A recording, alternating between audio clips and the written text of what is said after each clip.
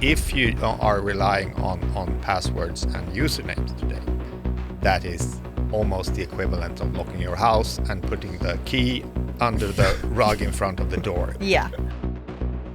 Hello and welcome to yet another episode of Tech Break. And it's yet another episode targeted to our great partners across the Nordics, where we take a break and talk about, you guessed it, tech. This is your host, Alexander Pontikis, go-to-market lead for Microsoft at Tech Data. Today's topic, we will be focusing on the cloud, Microsoft Cloud, namely Azure. We'll be talking a little bit around why the cloud, security, first and foremost, and some sustainability. Gray skies are, and rain is lurking around the corner in Stockholm this Tuesday afternoon. But in here, the sun is shining, as we are delighted to have joining us our guests today, Sofia Widengren, Channel Sales Manager, Azure, focusing on the SMB segment at Microsoft. Welcome.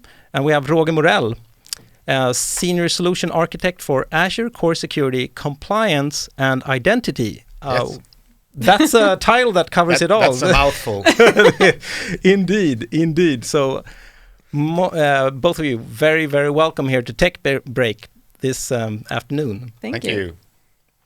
So we are, going to start off with a little bit why the cloud. I mean, I know that there could be sessions and sessions talking just about the advantages from an economic standpoint to move over to the cloud. And cloud economics is a topic that has been a part of our customers and joint customers kind of minds. And you've been talking about it very much throughout the past, and it's still a valid discussion. But recent talk is about, our environment, CO2 emissions, green energy, green data centers, directing us a little bit into the topic of sustainability.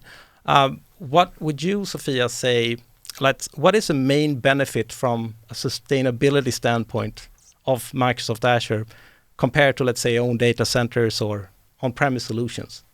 Well, there's a lot of good things moving to the cloud with us, especially from a sustainability standpoint. And I know you're also an expert in this. But I would say, for one, you don't have to worry if the thing's going to work. That's number one. It's more effective from a carbon emission standpoint. It's going to be better for your solution running on it. It's going to be more energy efficient because you don't have to worry about that part. You don't have to worry about the upfront costs, for example, as well. So from a cost perspective, it's also very good.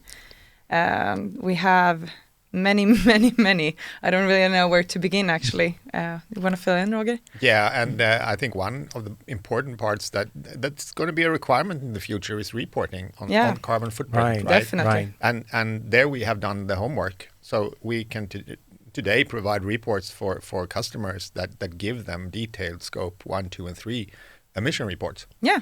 That they can then use in their own bigger reporting around their total footprint. And this is very, very difficult to do in a traditional data center. Yeah. And then you have the scale thing, right? Right. We're big. We do things at industrial scale. And that means that, for instance, if we take the Swedish data centers, they are already run by renewable energy. And it's not like you maybe have in your own, when you can choose green agreement for your own house or apartment where you somewhere produce renewable energy. We have a one-to-one match, so we're always running on renewable energy. So there's lots of benefits. Yeah. So you guys would be adding, let's say, the possibility to scale. Would you add that into the sustainability concept, or is it just a So it's the hyperscale cloud. Right. Takes away lots of the more mundane things that are difficult and expensive for customers to solve themselves, because we do it for them at a larger scale, because it's basically the same for every customer, right? Yeah. So it's more logical that we do it than that everyone tries to solve these problems by themselves. Yeah, and I mean, both from a cost perspective and from a sustainability perspective, you don't have to invest the same amount that we do, because most people, or I would say pretty much nobody can. No. We have the power of being so big, which not most of our partners and customers, they don't. Exactly. So we have like that power also with the great investment possibilities in our backs. So Right. Yeah.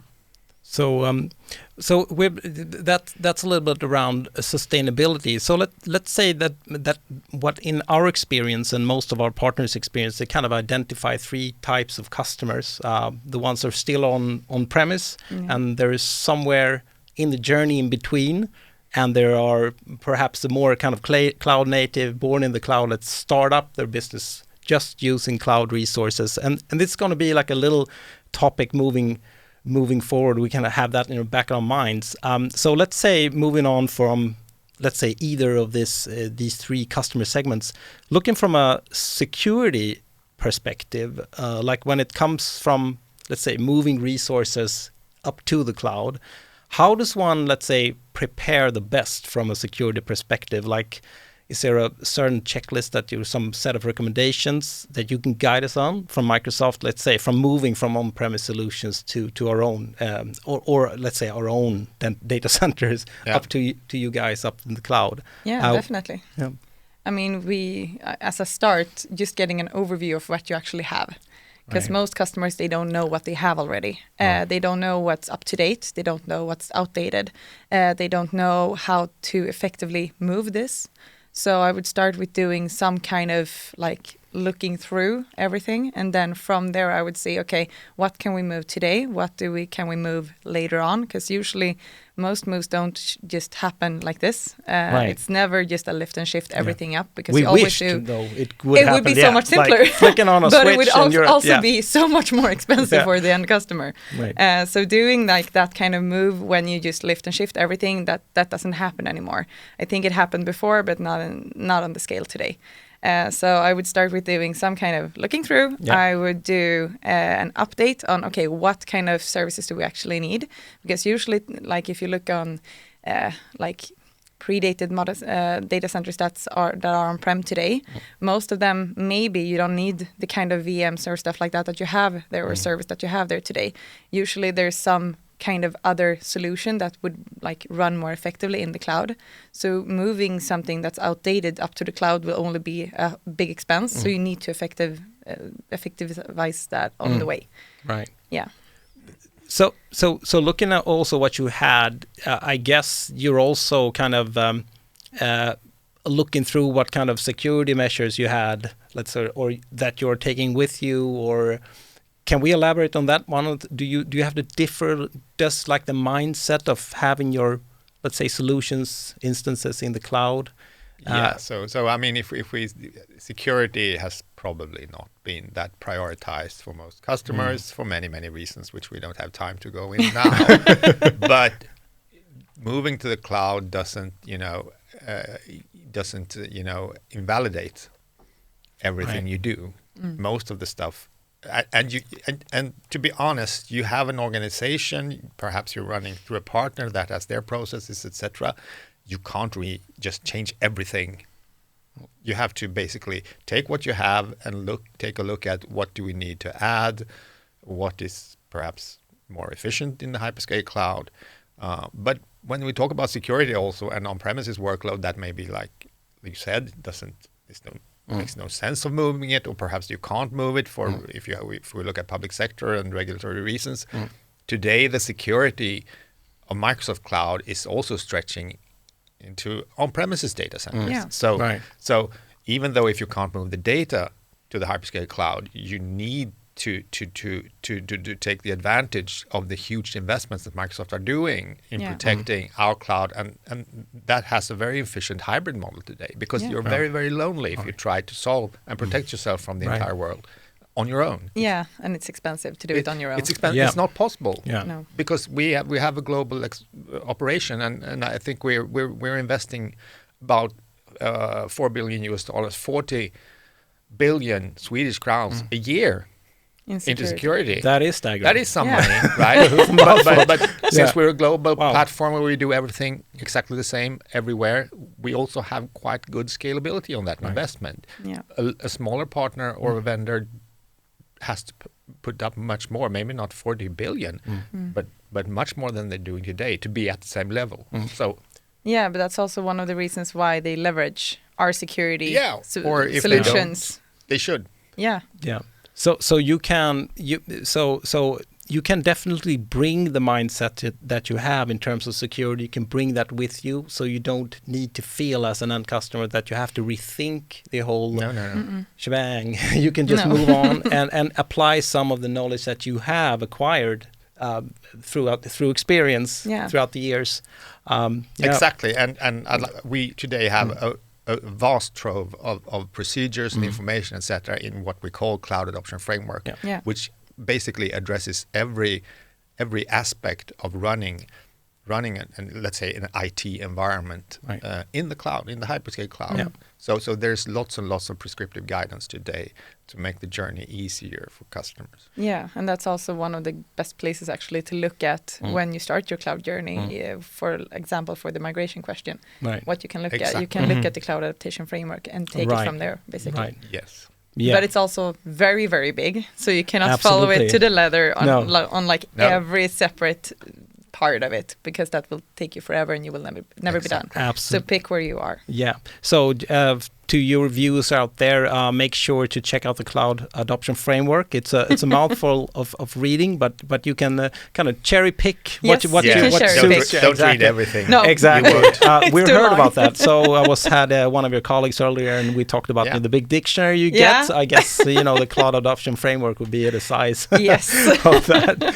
So basically, let's say we are at the end of our cloud journey. We did our transition. Is there anything like recommendations there that you need to like be aware of as end customers? Let's say we moved our or do we just continue the same way of thinking as we had in the hybrid stage, as in the, let's say, completed cloud stage? That's a hard question, because I would say the cloud never stops. It's constantly evolving. So what you did correctly 2 years ago or 5 years ago will probably not be up to date with the methods that we use today.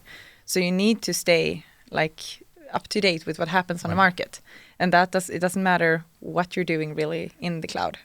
In all the instances, you need to be updated, and that's in security, in sustainability, in migration work, in being efficient, and all of those will also affect how you manage your cost, being cost efficient, and cloud economics. So.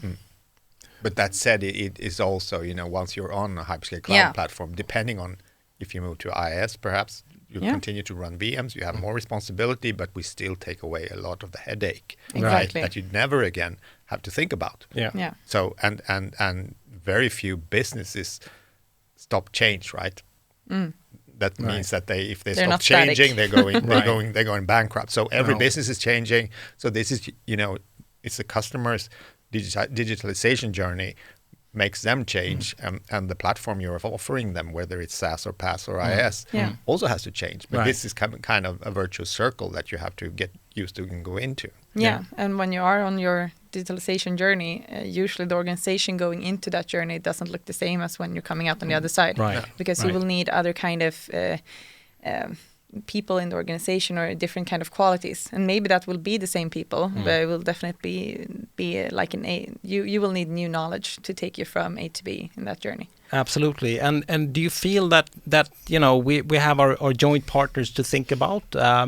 We will definitely be doing a lot of work on that one, right? As the kind of new, as you said, Sophia, the kind of framework and the knowledge you had 2 years ago might not be valid 2 years down the road. So meaning that together with us, at Tech Data, for instance, we can do a lot of strategic work with our partners. Definitely. And keep on lighting them and making them ready. And I think that's key for your partner network to keep developing in the right direction. You need to keep up with the certifications and the new partner program that's coming now and everything like that. So, Yeah.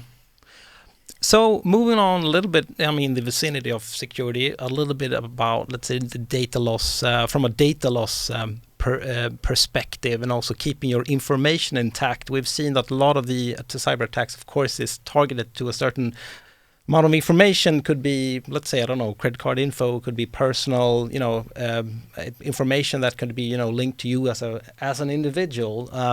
So from a GDPR standpoint, Let's just talk about that for like a couple of seconds or a minute. So what are your recommendations around the best, governance when it comes to data, keeping your data protected, safe? Yeah. So there is one thing that everyone has to start doing now, and I'm also turning to you, and that is enabling two-factor authentication. Yeah. Where the second factor is either your phone with an authenticator app or a FIDO2 key, which guarantees, or not guarantees, but make you very, very certain that the user trying to access the information is actually the user that you think it is. Yeah. MFA is key. Right. Yeah. If you are relying on passwords and usernames today, that is almost the equivalent of locking your house and putting the key under the rug in front of the door. Yeah. It's not.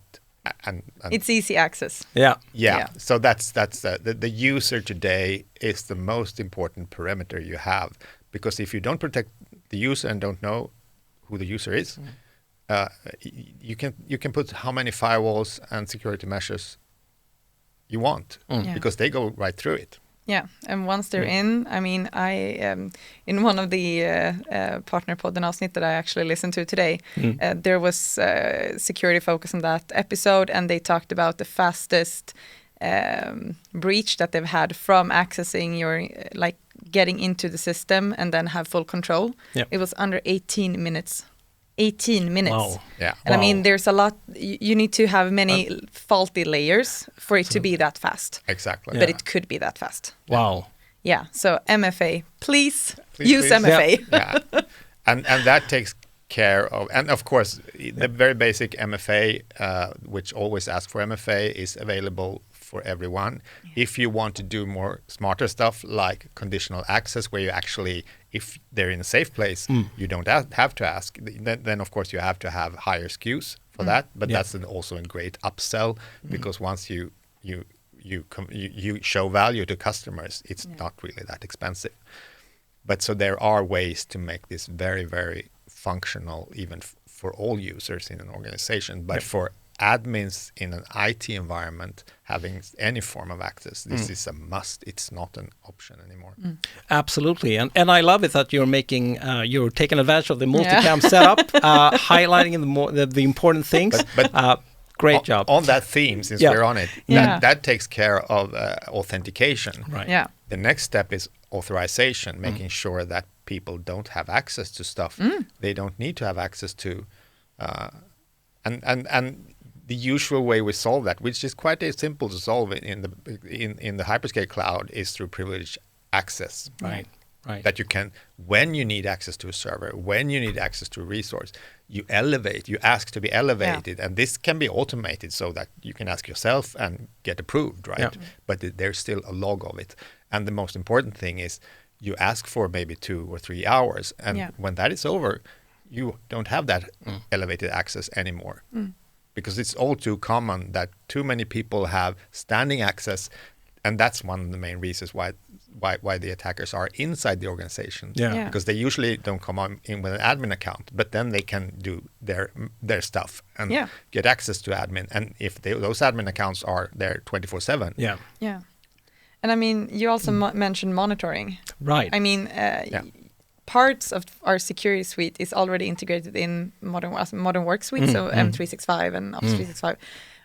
But we also have like the complements in Azure. So use Azure Sentinel or Defender for Cloud, it's called now, I think. It's been changed names. Sentinel is still there. But then we have the Defender suite. Yeah. So, I mean, use those so you have an overview of what happens in your environments. And that works both on-prem, so you can have hybrid cloud solution. And none of that information stays in the cloud. So even if you have restrictions on how to or how not to put your data in the cloud, this doesn't put any data in the cloud. Yeah. This is just a monitoring tool, and it's really good actually. So use like for your partner, like use your solutions from your partner network to use those for your end customers. Yeah. So it's great that we kind of have great recommendations. So make sure, of course, MFA is top of mind, just to sum it up on that point. Yeah. But of course, also having a good governance of accessibility from internally from the organization, right? Yeah.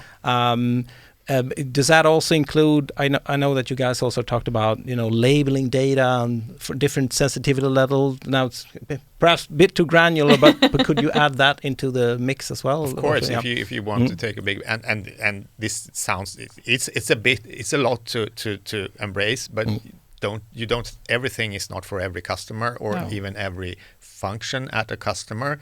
But the bottom line is this is a huge opportunity for partners to get in there. And help customers with this. Yeah, especially from support and managing. Yeah, yeah, exactly. Because today it's to be honest, the tech itself is not that expensive. It was much more complicated before because you had to implement servers, you had to set up the applications. Today the platform is there. Yeah, you need to configure it for the customer. Yeah. But when it's up, it's up. All right. Yeah. Yeah. Exactly. Elaborating a little bit on, let's say, the external security once more. So we know we have talked about recommendations, keeping our environment safe, some security messages, again, recommendations. But let's say, and this is something that, of course, is a risk throughout all clouds, like all three clouds. We don't have to mention them all today, but I guess you know which ones I'm talking about. So they could be risk for this as well. So there has been something called Bitcoin mining, and if we don't keep our admin center secure, that could apply to every cloud. Could we talk a little bit what has been rising up in the past years, just so our viewers, regardless of experience, can get a little insight? What is Bitcoin mining, and could technically all cloud instances be a risk of that, and how are they a risk? Shall we? Well, I mean, I'm not. I don't really. For what I as a layman understand about Bitcoin mining is that you set up a server with some very specialized hardware that does this thing called Bitcoin mining. Yeah. Now, obviously, if you could log into get a server that is free for you because some other person is paying for it, that is a good equation for the criminal. Yeah. And all clouds offering VMs are at risk for this if you don't keep it. So and that's also one thing you protect with protecting the admin accounts, right? Right. So right. Yeah. Yeah. You wanted to say something. Yeah. So basically, I mean, I'm not going to go into what Bitcoin mining or crypto mining is. That's a whole different episode for someone else. Absolutely. But basically, they do. Yeah, but they do use virtual machines mainly for this. Yeah. So I mean, usually what's been happening, what we can see like in the market, the trend is that if you don't protect your assets, so if someone comes in from the outside, usually for all the cases that I've heard, it's actually that they have not or they have actually turned off their MFA. So they come into a company, they put up some very, very big virtual machines, and they start mining. And then it goes 24 to 48 hours. And usually that's when a partner sees that there's some kind of activity that's not usual. And then they contact the customer or the other partner and says, is this something you're doing like actively, or did something happen? And usually, or most cases, something happened because usually the consumption skyrockets. Yeah. So easiest way to just cover yourself for not to happen to you is MFA. Yeah. Right. It's like the lowest bar. Yes. Make that mandatory. But then you also can have a layered approach. So that is first. The second thing you can do in Azure is to have a policy that says, well, yes, I have a team that they need to provision VMs and delete them, but they can only do that with 2 core VMs. Yeah. They don't have to have 56 or core VMs for their development work. Very, very rarely are those used. You know when you need a server, and you usually want a management decision before you provision that. Yeah. And what you can do is to give them, the development team, that freedom, but you have a policy in place which the development team can't change. You can also put in some kind of cost restriction. Exactly. In your company. Yeah, let's talk about that. So we're kind of alluding to, let's say, organizations that have been affected by this. Yeah. How do they kind of, let's say, making sure that they don't come across a situation like this or breaches like this going forward? You were a little bit about budget restriction. Let's say, is that also like a security measure? Definitely. I mean, you can do that in your Azure Center, or Azure portal. Yeah, you can put in some kind of cost restriction. And that is something you need to do when you're operating on hyperscale cloud, because you have a cost that is not fixed, right? You can do a lot to have it predictable, but you still need to keep an eye on it. And it's going to be more than traditional operational cost in a data center, where the bulk of the cost is in capital expenditures in form of servers, etc. Right. That just sits there. Now you have a flexible cost, but that's also an optimization opportunity. Yeah, definitely. Because you take a look at that in the first year, perhaps it's cheaper, but next year you want it even more cheaper. Yeah. And we're going to give you advice automatically that says, well, this server you're only using half. Maybe you should make it smaller. That's not something that we just sit there smugly and collect your money. We want you to be right-sized. Yeah, it's better for us, and it's better for you as a customer and as a partner to be correctly sized, because that also saves us space in our data centers. Yeah, so. And it frees up resources to do more. Yeah. Right. So it's all about being, best size for you and your organization. Going back into the sustainability kind of where we started off. So just on one last note, we've been through a little of the security stuff. So let's talk about a little bit, like on a final note, around the responsibilities. So let's say if breaches occurs, we have like 3 parts in this, right? So we have you guys, we have the partner basically, and we have the end customer. So let's say of a breach. I know the answer for this one. I mean, we deliver infrastructure as a service. So we make sure, I guess, that we back up and we have sufficient power and all that stuff. But let's say, just to make it clear, you can make use of the multicam setup, but who bears the responsibility in this case? Like when there's, let's say, a Bitcoin mining attempt once again, is it the partner, the end customer, or? We can't talk about the partner-customer relationship, because they can have a contract in place that says it's the partner's responsibility. So that could be, but in our case, we don't have a responsibility. No, it's the customer, and they need. And on that note, if you're running IaaS, that is the place where you have the most responsibility on your own in the hyperscale cloud. And then it gets less and less, and until you move to software as a service like Microsoft 365, where we take the brunt of the responsibility. Right. And I mean, we've talked about this before, but I like the analogy of a house. So if you have a house and you buy a house and then you forget to lock your front door, is it the door maker's fault? Is it the door maker or the house, that the one who sold you the house, is it their responsibility? Is it the producer of the house? Is it their responsibility, or is it your responsibility to remember to lock your door? And that's basically sums up this pretty well, because usually I mean, if we just look at, I don't know, the partner and end customer relationship, we don't know about that. That's always up to those kind of contracts.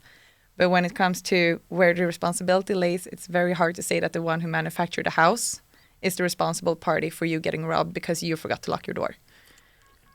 I think that sums it up very, very good. And I don't have anything else today. So I would like to say much big thank you to both of you for joining us here at Tech Break today.